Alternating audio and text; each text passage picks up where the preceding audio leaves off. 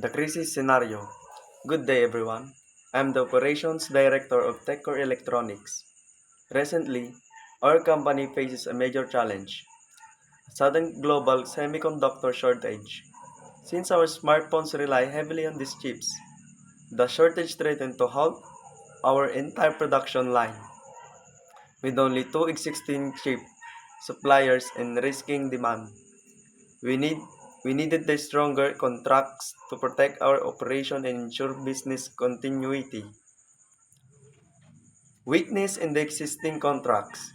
However, when I reviewed our current contracts, I discovered several weaknesses that left us vulnerable during the crisis. No allocation rules, meaning suppliers were not obligated to prioritize our order during shortage. No minimum purchase commitments, so we had guaranteed supply volume.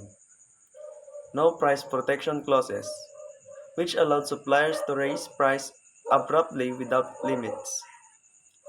Because of these gaps, our supply chain stability and our product launch timelines were at risk. 3. Improve contract plan.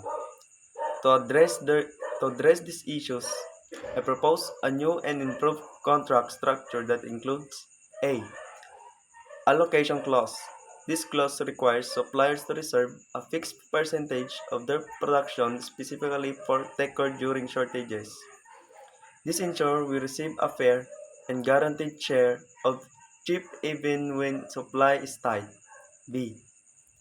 Minimum purchase commitment clause.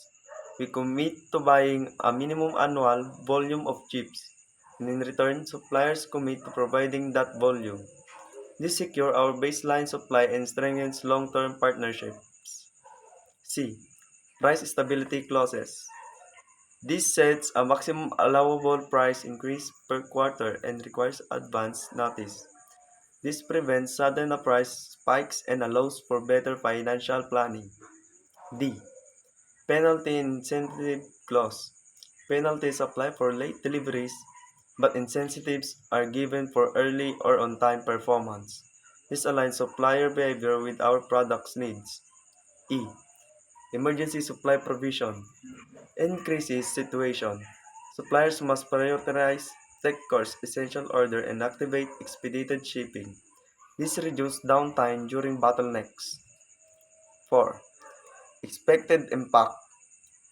With these improvement contracts, we expect stabilized production even during semiconductor shortage, predictable pricing that could protect our budgeting and profit margins, stronger supplier relationship built on mutual commitment, reduced delay in product launches, and ultimately greater resilience for TechCore and future global supply disruptions.